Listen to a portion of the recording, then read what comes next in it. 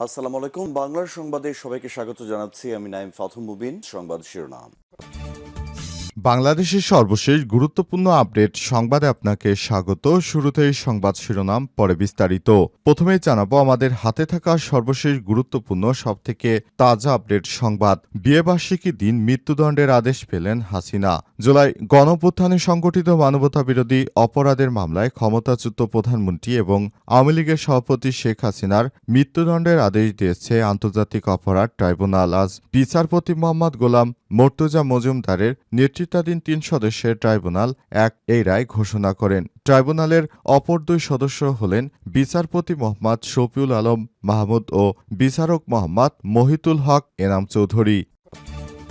এরপর জানাবো, পৃথিবীর যে কোনো আদালতে শেখ হাসিনার একই সাজা হবে বললেন চিফ প্রসিকিউটর। জুলাই গণঅভ্যুত্থানের সময় সংগঠিত মানবতাবিরোধী অপরাধের মামলায় ক্ষমতাচ্যুত ফ্যাসিস্ট প্রধানমন্ত্রী শেখ হাসিনা সহ ৩ আসামির বিরুদ্ধে দেয়া রায় কোনো প্রতিশোধ নয়। এ রায় ন্যায় বিচার প্রতিষ্ঠার জন্য জাতির প্রতিজ্ঞা পূরণ। পৃথিবীতে যে কোনো আদালতে শেখ হাসিনার এই সাজা হবে বলে মন্তব্য করেছেন আন্তর্জাতিক অপরাধ ট্রাইব্যুনালের চিফ প্রসিকিউটর মোহাম্মদ তাজুল ইসলাম।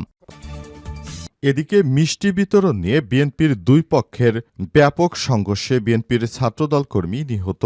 বরিশাল বাবুগঞ্জে হাসিনার ফাঁসির রায়ে মিষ্টি বিতরণ অনুষ্ঠানে ২ গ্রুপের মধ্যে ব্যাপক সংঘর্ষের ঘটনা ঘটেছে। এতে রবিউল ইসলাম নামের এক ছাত্রদল কর্মী নিহত হয়েছে।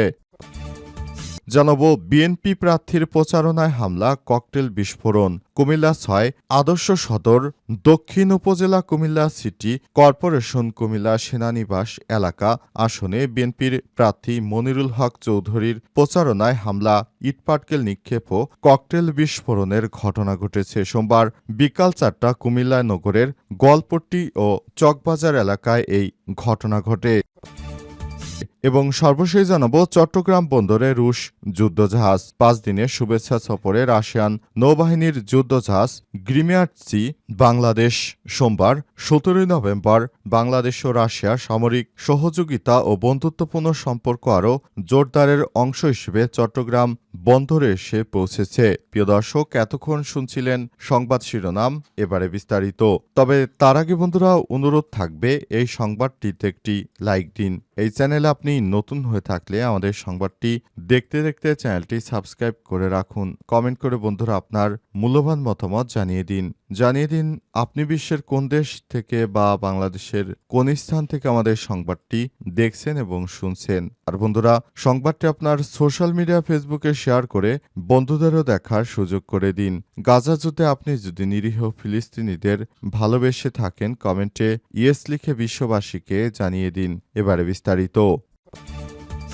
বিয়েবার্ষিকীর দিন মৃত্যুদণ্ডের আদেশ পেলেন শেখ হাসিনা। জুলাই গণঅভ্যুত্থানে সংগঠিত মানবতাবিরোধী অপরাধের মামলায় ক্ষমতাচ্যুত প্রধানমন্ত্রী আওয়ামী লীগের সভাপতি শেখ হাসিনার মৃত্যুদণ্ড আদেশ দিয়েছে আন্তর্জাতিক অপরাধ ট্রাইব্যুনাল। সোমবার ১৭ নভেম্বর বিচারপতি গোলাম মর্তুজা মজুমদারের নেতৃত্বাধীন ৩ সদস্যের ট্রাইব্যুনাল এই রায় ঘোষণা করে। ট্রাইব্যুনালের অপর ২ সদস্য হলেন বিচারপতি মোহাম্মদ শফিউল আলম মাহমুদ ও বিচারক মোহাম্মদ মহিতুল হক এনাম চৌধুরী। শেখ হাসিনা যেদিন মৃত্যুদণ্ডের আদেশ পেয়েছেন, দুর্ভাগ্যবশত এদিন তার বিয়েবার্ষিকী। এদিন ৫৮তম বিয়েবার্ষিকী শেখ হাসিনার। ১৯৬৭ সালে শেখ মুজিবের কারাগারে থাকা অবস্থায় মা ফজিলাতুন্নেসার তত্ত্বাবধানে বিশিষ্ট পরমাণু বিজ্ঞানী এম.এ. ওয়াজেদ মিয়ার সঙ্গে বিয়ে হয় হাসিনার। বিভিন্ন সংবাদ মাধ্যম থেকে জানা যায়, এই দম্পতির বিয়ের আনুষ্ঠানিকতা কিছুটা তড়িঘড়ি করেছিলেন ফজিলাতুন্নেসা।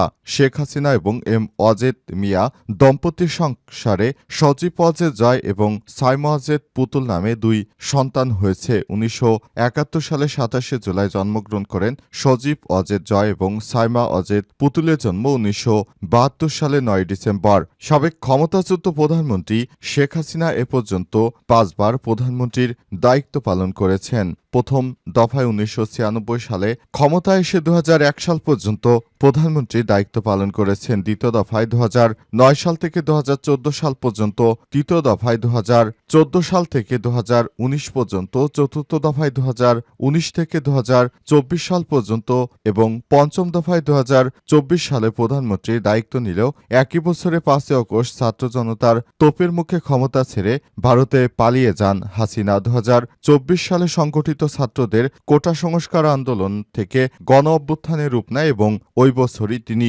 দেশ ছেড়ে ভারতে পালিয়ে যেতে বাধ্য হন।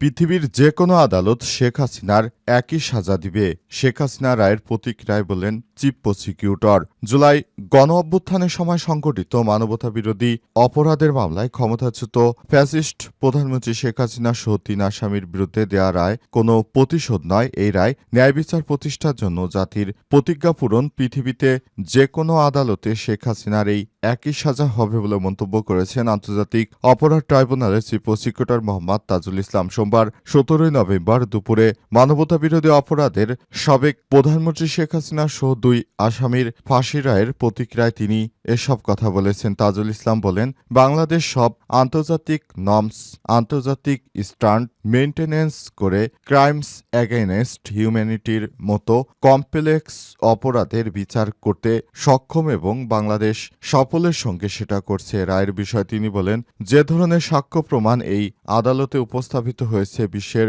যে কোনো আদালতের স্ট্যান্ডে এই সাক্ষ্য প্রমাণগুলো উতরে যাবে। তিনি আরও বলেছেন, পৃথিবীতে যে কোনো আদালতে এই সাক্ষ্য প্রমাণ উপস্থাপন করা হলে আজকে যেসব আসামিকে শাস্তি দেওয়া হয়েছে তারা প্রত্যেকেই একই শাস্তিপ্রাপ্ত হবে। চিফ প্রসিকিউটর আরও বলেছেন, শেখ হাসিনা সহ 3 আসামির বিরুদ্ধে দেয়া রায় প্রতিশোধ নয়, ন্যায় বিচার প্রতিষ্ঠার জন্য জাতির প্রতিজ্ঞা। মনে করি এই রায় কোনোভাবেই অতীতের কোনো কিছুর প্রতিশোধ নয়, বরং এটি ন্যায় বিচার প্রতিষ্ঠিত করার জন্য বাংলাদেশের মানুষের দীর্ঘদিনের যে প্রচেষ্টা ছিল সেই প্রচেষ্টারই অংশ।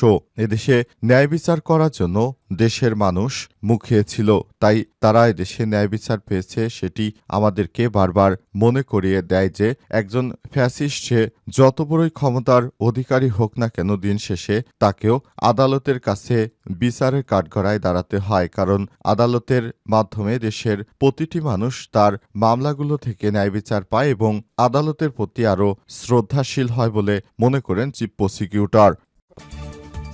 মিষ্টি বিতরণ নিয়ে 2 পক্ষের সংঘর্ষে বিএনপির ছাত্রদল কর্মী নিহত। বরিশালের বাবুগঞ্জে শেখ হাসিনার ফাঁসির রায়ে মিষ্টি বিতরণ অনুষ্ঠানে 2 গ্রুপের মধ্যে সংঘর্ষের ঘটনা ঘটেছে। এতে রবিউল ইসলাম নামের এক বিএনপির ছাত্রদল কর্মী নিহত হয়েছে। আজ উপজেলার জাহাঙ্গীরনগর আগরপুর ইউনিয়নে এই ঘটনা ঘটে। এই ঘটনায় আরও 8 জন আহত হয়েছে বলে জানা গেছে।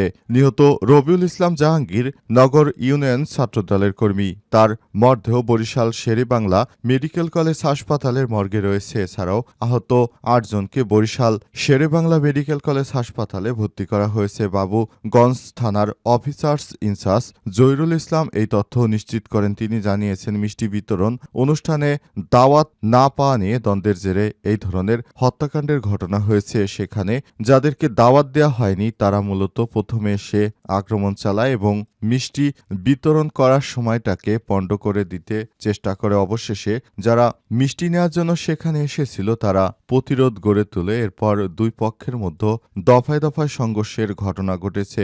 সংঘর্ষের কারণে হঠাৎ করে এক পক্ষের একজন মারা গেছে এবং এই ধরনের অনাকাঙ্ক্ষিত ঘটনা যেন না ঘটে সেজন্য সবাইকে আরও সতর্ক থাকতে হবে। বিএনপি একটি বড় রাজনৈতিক দল, তাদের নেতাকর্মীরা এভাবে যদি মারামারিতে লিপ্ত থাকে দেশের মানুষ তাদের কাছ থেকে কি প্রত্যাশা করবে? তারা তো নিজেদের দলের নেতাকর্মীদেরকেই তারা বাঁচাতে পারছে না, তাহলে দেশের মানুষের জন্য তারা মূলত কি উপহার দেবে? এমনিতে বিএনপির মহাসচিবের আচরণ দেখে ক্ষুব্ধ হয়েছে পুরো দেশবাসী, কারণ তিনি একটি অনুষ্ঠানে এক লোক তাকে বন্ধু বলে সম্বোধন করলেও তার সঙ্গে কুকুরের মতো ব্যবহার করেছিলেন। সে বিষয়টি সোশ্যাল মিডিয়াতে ভাইরাল হওয়ার পরই বিএনপির মহাসচিব ব্যাপক সমালোচনায় পড়েছেন।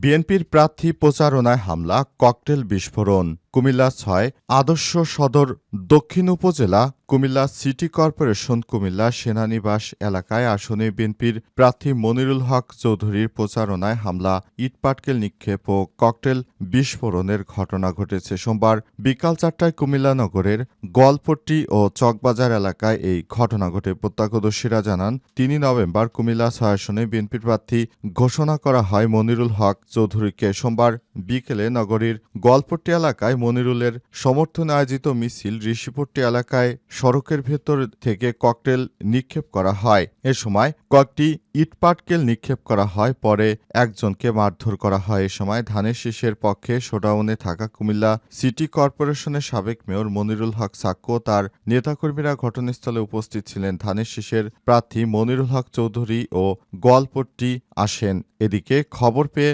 বিএনপি জাতীয় নির্বাহী কমিটির কুমিল্লা বিভাগীয় সাংগঠনিক সম্পাদক মোহাম্মদ মোস্তাক মিয়া, বিএনপির কেন্দ্রীয় সদস্য সৈয়দ জাহাঙ্গীর আলম, কুমিল্লা দক্ষিণ জেলা বিএনপি সাধারণ সম্পাদক আশিকুর রহমান মাহমুদ ওয়াসিম ও কুমিল্লা মহানগর বিএনপির সভাপতি ইতবাতুল বারী আবু ধানের শীষের পক্ষে সড়কে মিছিল করেন।